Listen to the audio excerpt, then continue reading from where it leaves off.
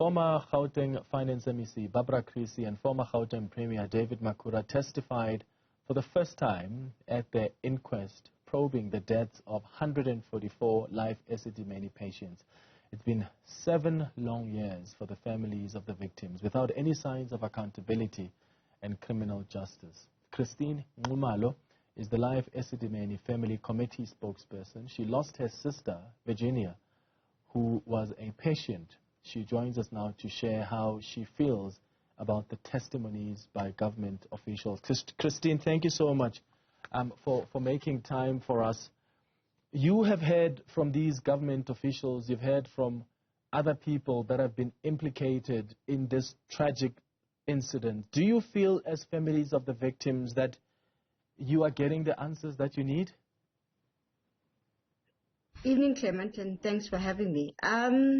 Look, we are not surprised because, in essence, what they are saying is what they said at the arbitration. So what they are saying now is no different. But however, what is different this time is there seems to be an enforcement of who should be held accountable. Before it was collective accountability. And now it's a lot more clearer that obviously the relationship between these individuals is falling apart, and clearly they are now trying to get away from the situation as much as each one can. Mm-hmm. And the problem with this is that people are now pointing fingers at each other. And as the families, what you've always been desperate for is accountability and justice. Yes. Yes. Yes, no, look, we're not, like I'm saying, we're not surprised. The pointing fingers has been there, in essence, from the beginning.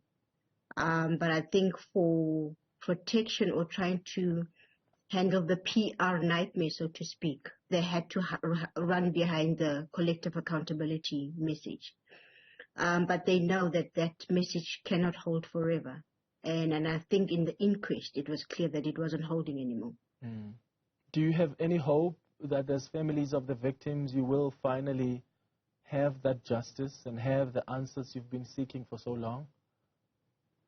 Look, with Dr. Robinson on the stand today and yesterday, for us, it basically just said that everything that we've been saying is in essence been true. That this was done in such a manner that it did not consider the lives of the mental health care users. I mean, even if in the way they died, if you didn't know how they were moved, but the manner in which they died. I mean, if you look at my sister's matter, she was moved so many times. And eventually, when we got the post-mortem, we were told that she was, in essence, left in some room, cold room, unattended, for however long she was there for. Sure. Which means she died of everything, of dehydration, hunger, gangrene, you name it. So you see, there was no care, there was no thought process. This was just, do it. I don't want any questions. Get it done type of situation. Sure. Now, Professor Malekapuru Makhoba released a report some time ago. There was an arbitration award and recommendations even by Justice Moseneke, but those haven't been fully complied with, have they? Whatever happened to, for instance, the living monument, I should say, or the place of remembrance? Yes. Look, we are still struggling with payments of families. So the monument, on the 30th of March, if I'm not mistaken, the Premier's office sent a message to families, but only sent to a few families. And when we got there, and it was to discuss the monument apparently, but when we got there were more families there to talk about the compensation and not the monument. We, in fact, had to decide, look, the monument right now cannot take precedence over the family's compensation. So we need to attend to that. And they promised to come back to us, and that was before Easter. In fact, one of the families sent a message today and say, what has happened? Because the Premier's office said they'll come back before Easter. And to date, they haven't come back. So obviously the monument is not happening right now. But the compensation is right now the biggest issue with the families.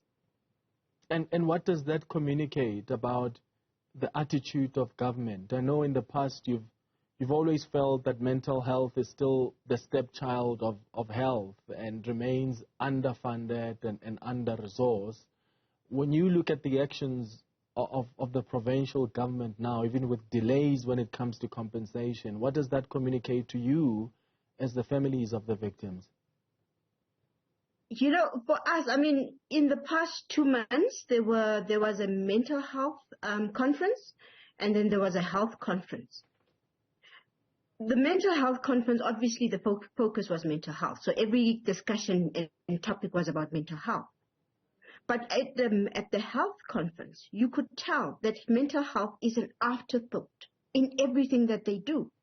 I mean, for us to actually get mental health prioritized, we have to, in essence, team up with the HIV/AIDS campaign in order to get mental health prioritized.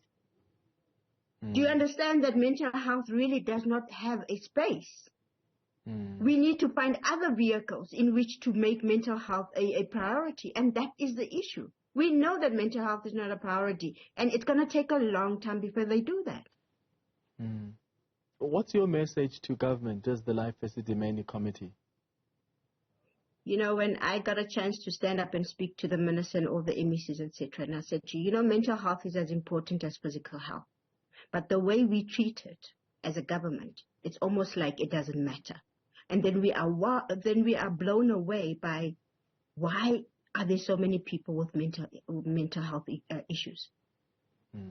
Christine Nxumalo. So they need to budget for it, Clement. They need to actually physically deal with it in the sense that the training of people, of staff, needs to be there, because nurses don't train for mental health. There's not adequate number of people or staff that actually want to come into the space. But can you blame them? Yeah, you can't. Yeah, Christine Nxumalo, look, thank you so much for making time for us.